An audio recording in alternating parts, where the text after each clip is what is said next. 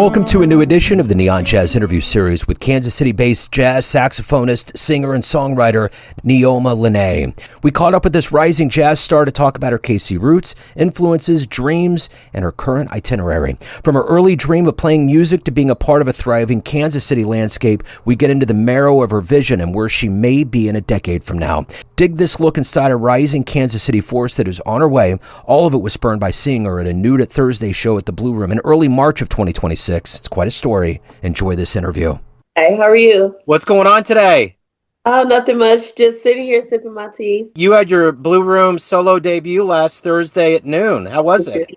It was amazing, actually. Honestly, I didn't know what to expect because it's a Thursday at noon. I'm like, nobody's going to be here.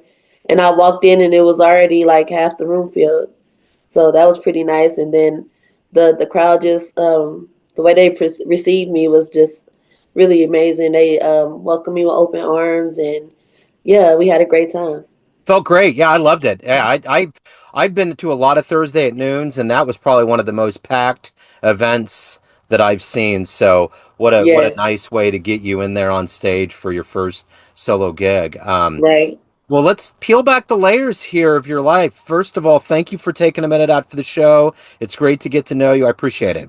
Same. Thank you for inviting me. Appreciate you. You bet. So, I want to begin with this. 6 years ago, this pandemic made a profound impact on all of us, especially musicians. How did you get through that era? What was going on, and how did it affect the way that you do things now? Yeah, during the pandemic, it was a crazy time for sure for all musicians, finding work and finding people that wanted to hire you to perform gigs. At the time, I was a part of a gig salad. It's a website that helps other musicians. You know, people who want a musician, they can come and find you on Gig Salad. So I was utilizing that a lot, and there was a lot of private events that I was doing, and they weren't really packed out or anything. And everybody was. It was crazy because we're supposed to be social distancing, but some people were still doing little things here and there. But for the most part, my gigs, they did kind of slow down, so I just spent time practicing and just perfected my craft for when it was all over. But yeah, I still had a couple of gigs coming through, not as heavy as they were, but made it through it. We all made it through it. And I feel like right now, where we are today, Kansas City is thriving in the music scene. So it's all, coming back around full circle. For sure. So Yeah. you're originally from Kansas City? Yeah, born and raised here in Kansas City. Okay. Talk to me a little bit about growing up. How did the saxophone and singing and this world of music and jazz, how did it all begin and kind of evolve? Okay, yeah, for sure. Growing up, my mother and my father, they were heavy into listening to old school classics. My dad is Jamaican, so I listened to a lot of reggae with him. And then my mom, she just loved R&B. So music was just a big part of our household. And I always noticed that I heard things differently than what other people heard when I was around, when they listened to music. I'm like, I hear different elements of the song that nobody else recognized. So um, I knew I had an ear for music young. I didn't know exactly what I wanted to play. My dad started me off with the piano first, and I didn't really take to it that well. Um, and so it wasn't until I was in high school that I picked up the saxophone. And so it's been about 12 years now that I've been playing. I picked up the saxophone in high school, and the first year, just learning how to play the notes and learning my scales and things like that. After that year, I started playing by ear. And I just went home every day, practiced that, and just perfected that part of it. And I was in marching band, jazz band, classical band. I went to ACE, African Center Education on 63rd Meyer Boulevard. And then after I graduated from there, I went to Virginia State University only for a year. And yeah, from there and I played with the Trojan Explosion Band. And after that, yeah, the rest is history. Very cool. So Yeah. who were some early influences that you were listening to or that swayed the way that you approach the stage and music? Yeah. So when I first began, Charlie Parker was heavy. Everybody kept saying, "Yeah, listen to Charlie Parker. Yeah, listen to Charlie Parker." Kansas City, one of our own. So Charlie Parker was a really great influence. I also started listening to Candy Dulfer. Started listening to Tia Fuller because I'm a huge Beyonce fan, and then I realized she was a Beyonce saxophonist, so I started listening to her too. And then um, I got into Kim Waters, and of course, why can't I think of this guy's name right now? That's messing me up. But yeah, John Coltrane and all of the greats. You know what I mean? I just started listening to jazz in general, and then those are really huge influences in my playing style. Let's move on into influences and just kind of what you saw early on. What was one of the first live shows or jazz shows you saw growing up that really had a big impact on you? Okay, so the first jazz show that I saw growing up was um, they brought Jeanette Harris here to the Gym Theater.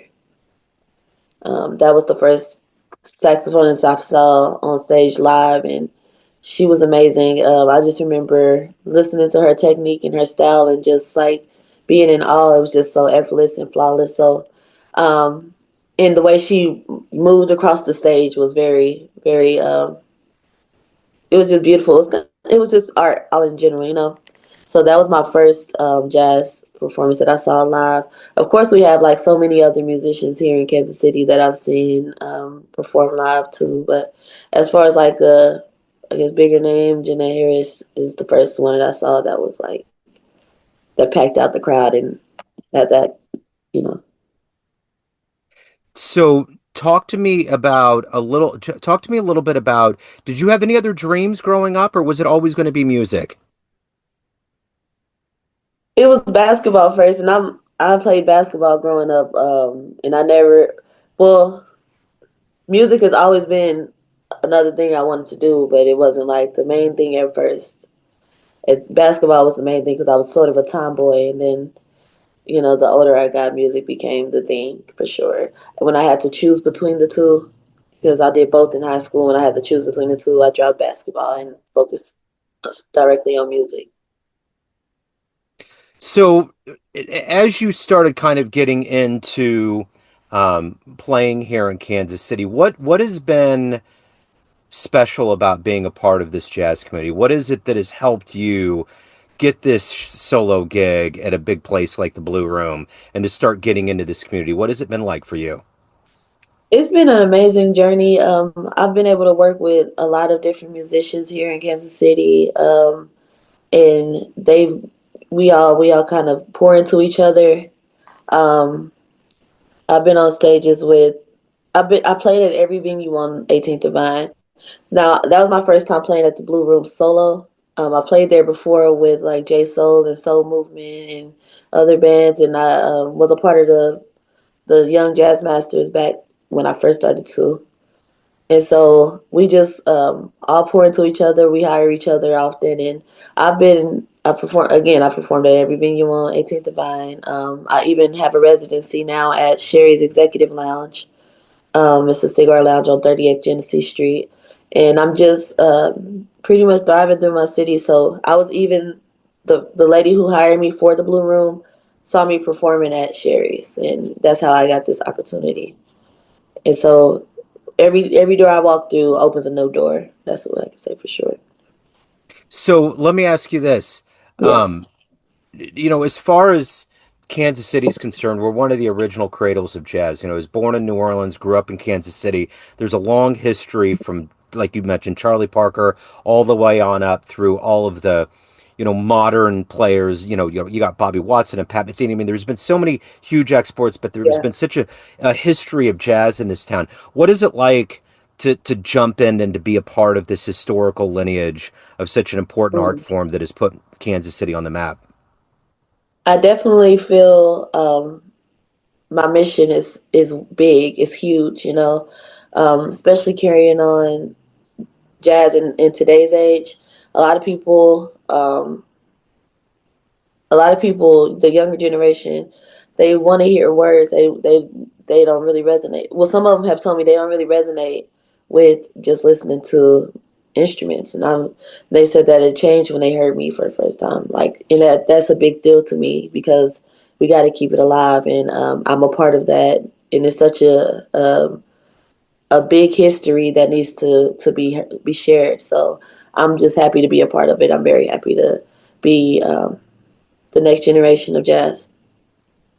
So, are you working on an album or you got any projects that are going on right now?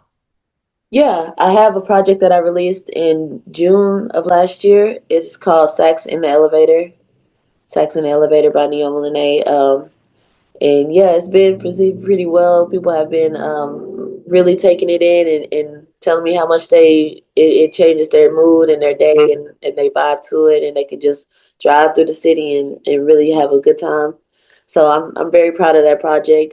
It was produced by Brandon Black, and yeah, I have a music video shot to it, and I'm still working on other production and different content ideas to push the album. But that's my first project out, Sax in the Elevator, and then I plan on by the time the summer comes working on another project dedicated to my mother.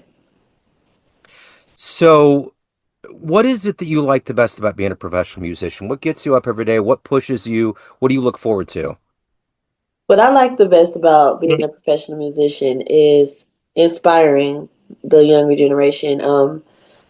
Just knowing that I'm an example of what it looks like to be a successful musician, a successful artist, and just a successful person in general, um, and that people are looking up to me, or they are, and I'm guided in the right way, in the right direction. I've had children come up to me while I'm performing on stages and festivals or whatever, and they'll just stare at me, and I know that they're taking it all in, and that they're pretty much like creating their future right now, right in my face. So I'm just trying to be that example always, by the way I stand, the way I speak, the way that I move through while I'm performing.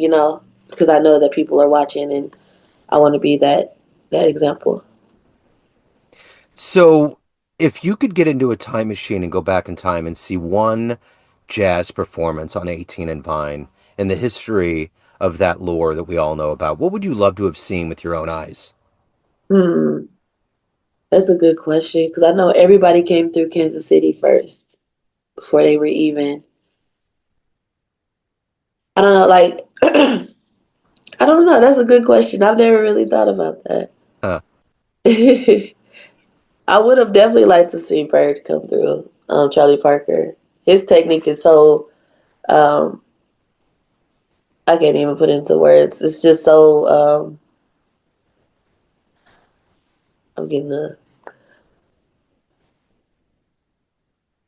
It's just so complex. That's the word I'm looking for. Yeah. Yeah, no, I get Yeah, it. I get it. I, yeah. I would definitely love to have seen him live and working his magic. Because yeah, we hear stories about him and with the symbol and how he overcame those obstacles and just became the best player ever, and I would have definitely loved to witness that. so why do you love this art form we call jazz? I love this art form we call jazz because it just speaks. It speaks volumes. It speaks to our history, um, and it's just it's a beautiful thing. It just moves through the soul and the spirit, and it uplifts the people. It uplifts me, when I listen to it. So that is why I love the art form for sure, for So sure. everyone has a perception of you, family, friends, fans, everyone you play with on the bandstand, but you run the show. What's your perception of you? Who do you think you are? Oh, I love your questions. Good. I think that I am. I think that I'm one of the greats. I'm definitely one of the greats. I'm striving for it to be better. Always striving to be better.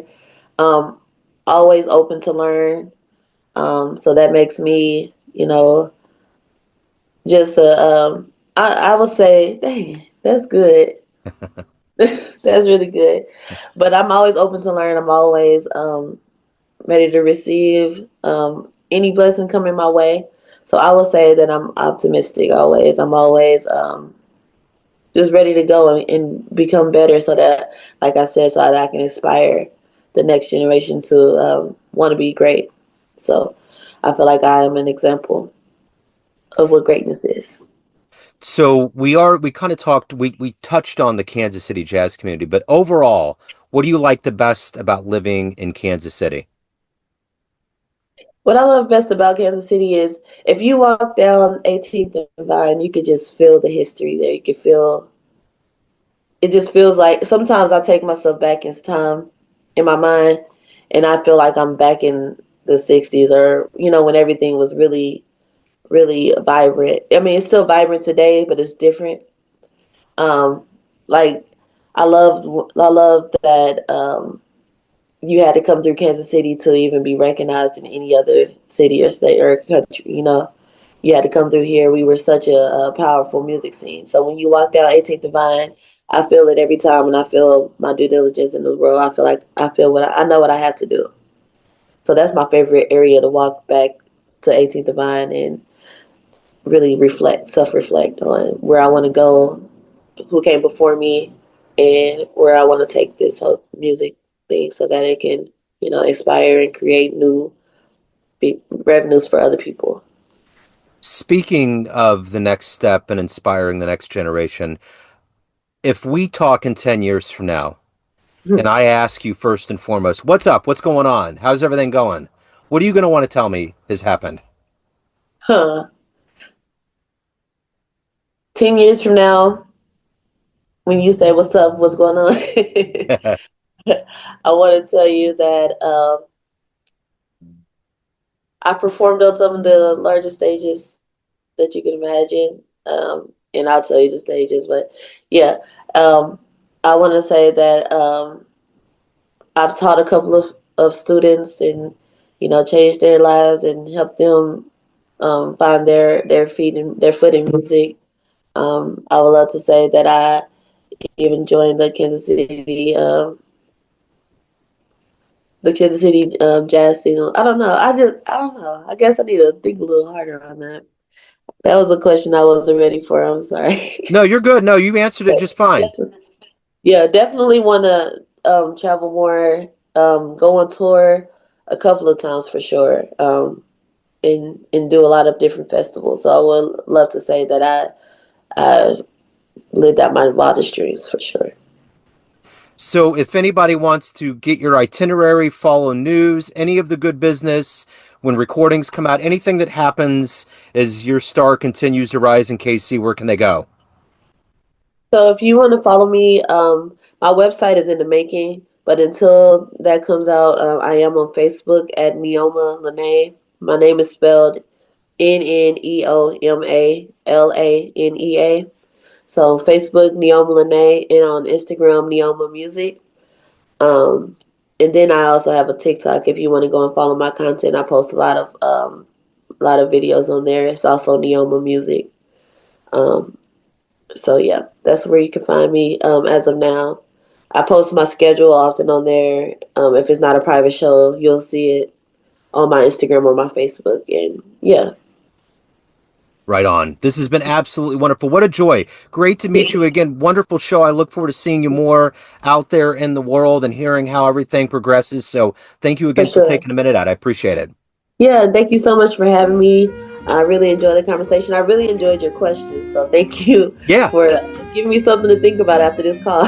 Yeah, no, it's all good. Thanks for listening and tuning into another Neon Jazz interview, where we give you a bit of insight into the finest players and minds in Kansas City, LA, New York City, and spots all over the world, giving fans all that jazz. And thanks to Nneoma for her time and story. If you want to hear more Neon Jazz interviews, you can find us on Spotify and Apple Podcasts. Subscribe to us at YouTube, and for everything Neon Jazz, go to theneonjazz.blogspot.com. Until next time, enjoy the jazz, my friends.